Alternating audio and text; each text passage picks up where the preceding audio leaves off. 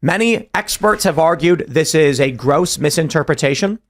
The 14th Amendment does not bar someone from running for president. It's only related to federal officers, which are individuals appointed by the president or representatives and senators, not the president himself. The lawsuit has cited a never before used Civil War era provision of the 14th Amendment, which we all know. Crew has argued Trump summoned tens of thousands of enraged supporters for a wild protest in D.C. and that racism and white supremacy, the same virulent ideology that led to the Civil War, in its wake, the 14th Amendment, pervaded Trump's insurrection and movement surrounding it. There's similar lawsuits being filed all across the country. Several states have already ruled no.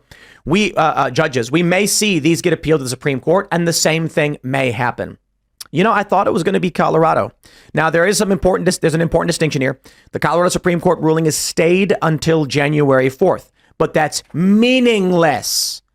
All this means is by saying Trump can't appear on the ballot, they're saying when it comes time to print the ballot, don't include Trump's name. By claiming the ruling is stayed is meaningless because they're not printing the ballots right now. The question is, if 3 months out from Super Tuesday, Colorado, they do not resolve this, Trump will not appear. And then guess who's going to win the primary? I'd imagine Ron DeSantis. Oh man. You guys ready?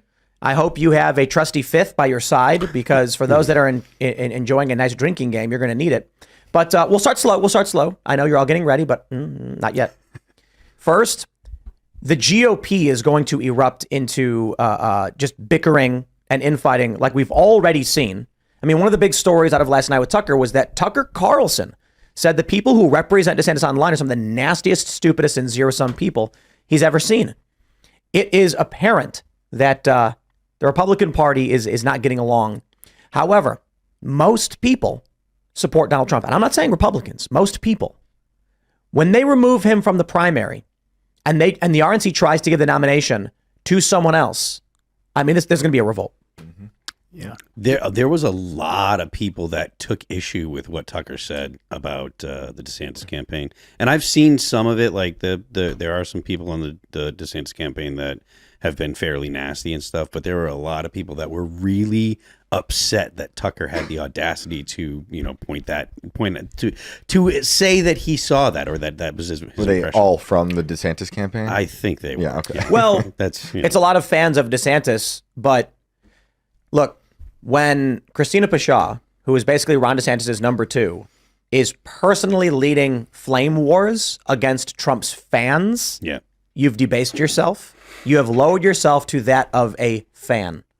So if like Taylor Swift and Rihanna's fans are like arguing on Twitter, neither Swift nor Rihanna get involved, and nor do they care. Mm-hmm. And that's basically what Ron DeSantis' campaign decided to be.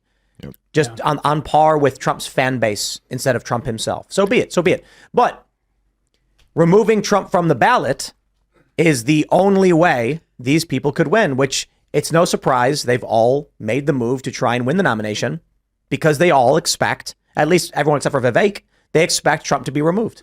This would be a great opportunity for them to prove everybody wrong and recognize the moment that we're living in, and for them to say, this is much bigger than my political campaign. This is much bigger than the Republican nomination.